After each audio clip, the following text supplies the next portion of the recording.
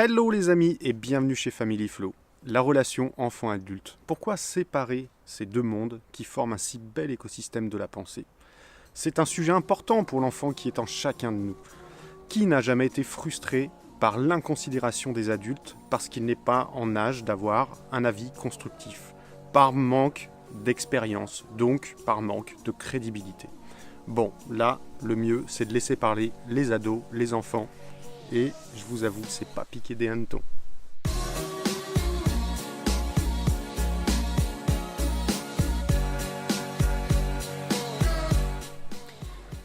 Je déteste quand les adultes me donnent des leçons, des morales, me disent quoi faire et comment le faire. Ça, je déteste.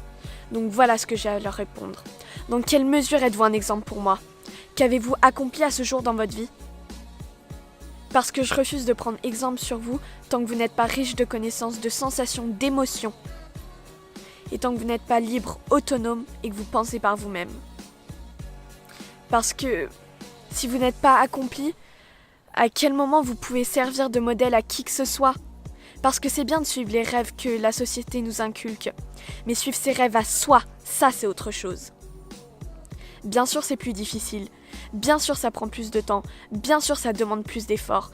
Mais à la fin, on est fier de soi, on est accompli. On aura atteint ce rêve, cet objectif. Et ensuite, on pourra s'en fixer d'autres pour aller toujours plus loin et avancer dans la vie. Pour devenir au final une personne accomplie et une personne pleinement heureuse.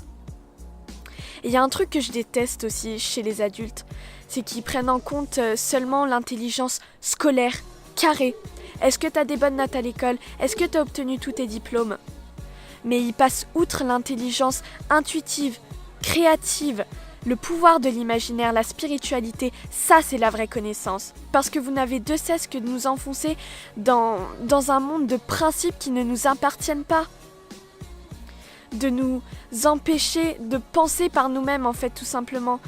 Et de nous enfoncer dans des dogmes qui nous empêchent d'être nous-mêmes. Donc, arrêtez de nous donner des leçons parce que vous pensez toujours que comme vous êtes plus âgé, vous avez plus d'expérience et vous connaissez plus de choses que nous. Et la plupart du temps, c'est pas vrai parce que les enfants, justement, ils sont spontanés et très observateurs. Donc, vous feriez mieux d'écouter plutôt les enfants que les adultes et la société qui nous inculquent des raisons, des valeurs qui ne sont pas les nôtres. Salut, moi c'est Agatha. Pourquoi les parents sont toujours obligés de décider à notre place? Ils nous disent ce qu'on doit partager, aimer, ce qu'on doit faire, mais moi je n'aime pas du tout ça. Moi j'ai mes amis, mes amours et mes emmerdes. Pourquoi nos parents ne nous laissent pas la liberté de faire nos propres choix? D'accord, ils sont là depuis plus longtemps que nous, mais au bout d'un moment, on doit penser par nous-mêmes et faire nos propres expériences. En parlant de l'école, les notes, ces fameuses notes qui nous mettent tous dans un état d'esprit de compétition entre nous tous. Pourquoi ces fameuses notes existent? Exemple, tu as eu combien en histoire? 5. Ah, donc ça veut dire que tu sauras rien dans ta vie et que t'es une grosse merde. Et alors? Il y a des personnes qui rentrent dans le moule et il y en a d'autres qui rentrent pas. Bon, pour moi ça sera tout. En attendant, restez libre, autonome et pensez par vous-même. Non, je pense qu'il y a des adultes qui me font des reproches alors qu'ils savent même pas aligner deux mots dans une phrase. Qui est le plus crédible? Moi ou eux avec leur soi-disant expérience? Et juste un dernier mot pour conclure ce que je pense.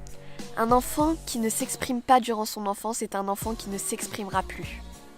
Donc je fais appel à vous, adultes, parents, professeurs.